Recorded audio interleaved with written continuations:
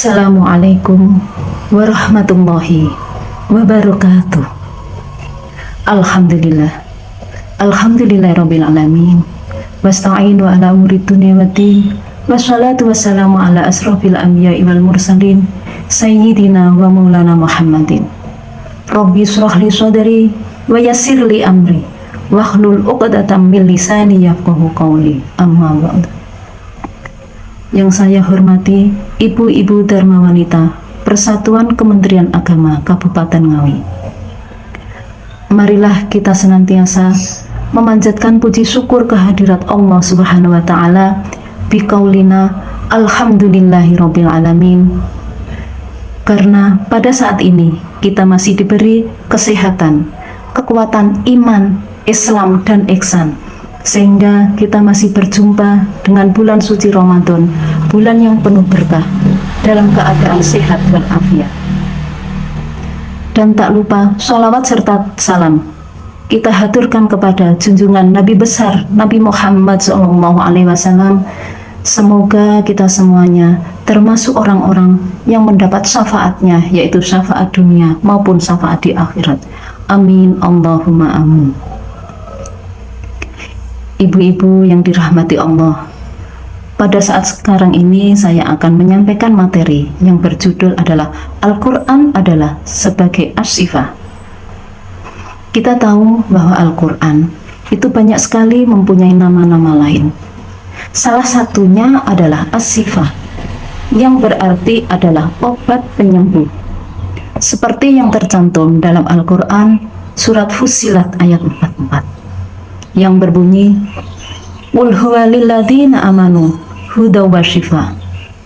Artinya, Al-Quran adalah sebagai petunjuk dan penyembuh bagi orang-orang yang beriman.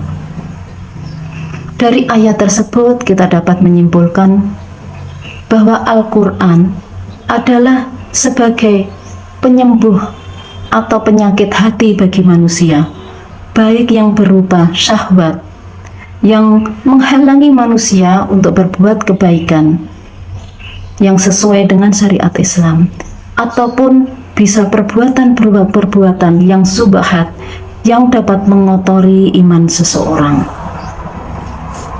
Ibu-ibu yang dirahmati Allah, Al-Quran selain menjadi obat penyembuh bagi penyakit hati dan jiwa seperti keraguan, kemunafikan, dan perkara-perkara yang lainnya, Al-Quran adalah menjadi obat penyakit fisik atau jasmani, yaitu apabila seseorang yang sakit maka bisa disembuhkan dengan ayat-ayat suci Al-Quran dengan cara mengobati melalui ru'yah.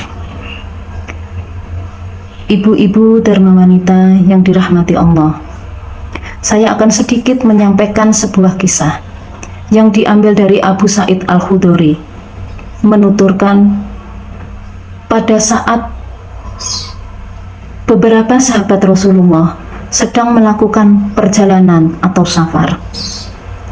Rombongan Rasulullah melewati suatu kampung, yaitu kampung Arab Badui. Karena rombongan sahabat Rasulullah merasa kelelahan dan ingin istirahat, makanya izin untuk beristirahat di kampung orang Arab Badui. Tapi sebagian masyarakat ataupun orang-orang Arab Badui, para pemimpinnya tidak mengizinkan, bahkan enggan menolak para sahabat Rasulullah untuk singgah atau istirahat di kampung tersebut. Akhirnya dengan terpaksa sahabat Rasulullah harus melanjutkan perjalanan meskipun sangat letih. Dan tidak lama kemudian terdengar suatu kabar, ada suatu bencana yaitu di kampung tersebut, yaitu para pemimpin kampung ada yang sakit keras, yaitu terkena sengatan kalajengking yang beracun, sehingga tidak ada yang bisa menyembuhkan penyakitnya. Akhirnya orang-orang di sekitarnya, yaitu masyarakat Badui, berusaha untuk mencari tabib atau orang yang bisa menyembuhkan, sehingga dia mencari musafir sahabat Rasulullah untuk meminta tolong untuk mengobati para pemimpin beliau. Akhirnya alhamdulillah atas izin Allah sahabat Rasulullah bisa menyembuhkan penyakit pemimpin Arab Badui tersebut dengan atas izin Allah, dengan membacakan ayat-ayat suci Al-Quran, yaitu membacakan surat Al-Fatihah. Dan atas izin Allah akhirnya pemimpin tersebut bisa kembali sembuh dan sehat. Dari sedikit cuplikan ayat tersebut, jelaslah bahwa Al-Quran itu adalah bisa mengobati semua penyakit yang ada dalam manusia. Selain matu, Al-Quran bisa menyembuhkan penyakit baik penyakit jiwa, hati, maupun jasmani kita. Ibu-ibu yang saya hormati, marilah kita senantiasa selalu menjaga pikiran kita, hati kita untuk selalu membaca Al-Quran, istiqomah dalam membaca Al-Quran. Karena dengan membaca Al-Quran, kita akan menjadi sehat, kita akan menjadi tenang, hati kita tentram. Karena dengan membaca Al-Quran, insya Allah kita akan diberi selalu kesehatan oleh Allah Subhanahu wa Ta'ala, dan kita akan terhindar dari segala penyakit. Mungkin sedikit yang bisa kami sampaikan. Apabila ada salah kata, kami mohon maaf sebesar-besarnya.